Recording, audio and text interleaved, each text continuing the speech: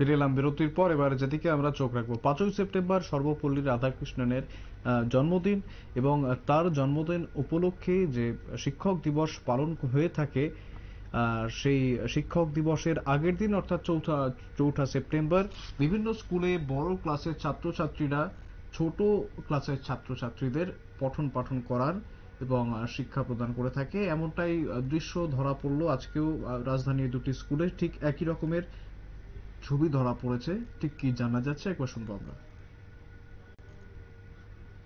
আমার খুব ভালো লেগেছে। আমি আজকে প্রথমবার 6 ক্লাস নিয়েছি। আমার খুব ভালো লেগেছে। সরি, 8 ক্লাস নিয়েছি। আমার খুব ভালো লেগেছে, কারণ আমিও এই ক্লাস পড়ে এসেছি। আর অনেক অনেক এক বছর পরে আমি আবার এই ক্লাস এসেছি। আমি খুব বলি।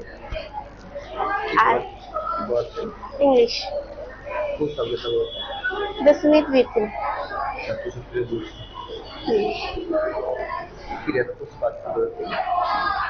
বলছে, সবাই তো বলছে ওরা বুঝতে পেরেছে। আমার বেস্ট দেওয়ার আমি চেষ্টা করেছি।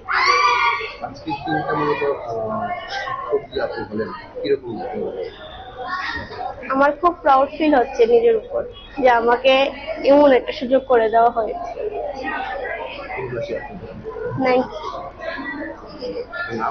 শতরূপা চক্রবর্তী। আচ্ছা, মহারানী তুলসীবতী উচ্চতর মাধ্যমিক বিদ্যালয়। এই বিদ্যালয়ে প্রতি বছরই আমরা যে শিক্ষক দিবসের প্রাক মুহূর্তে আমরা, অর্থাৎ 4 তারিখ, 5 তারিখ যেহেতু আমাদের শিক্ষক দিবস, তাই 4 তারিখ আমাদের স্টুডেন্ট যারা আছে ওই স্টুডেন্টরা ক্লাস নিয়ে থাকে। ঠিক প্রতি বছরের মতো এই বছরও আমাদের ছাত্রীরা বিদ্যালয়ে ক্লাস নিচ্ছে। এটা একটা অন্য ধরনের ওদের কাছে আজকের দিনটা, কেননা সবসময় ওরা স্টুডেন্ট হিসাবে থাকে, কিন্তু আজকে ওরা একটা টিচারের রোল প্লে করছে। এবং এটার উপর পরবর্তী সময় যারা মানে ভালো করতে পারে, অ্যাচিভ করতে পারে, ভালোভাবে পাঠদান করতে পারে ক্লাসগুলোতে, ওদের প্রাইজ থাকে, যেটা আমরা শিক্ষক দিবসে অর্থাৎ 5 তারিখ আমরা একটা আনুষ্ঠানিকভাবে এই দিনটাকে উদযাপন করি।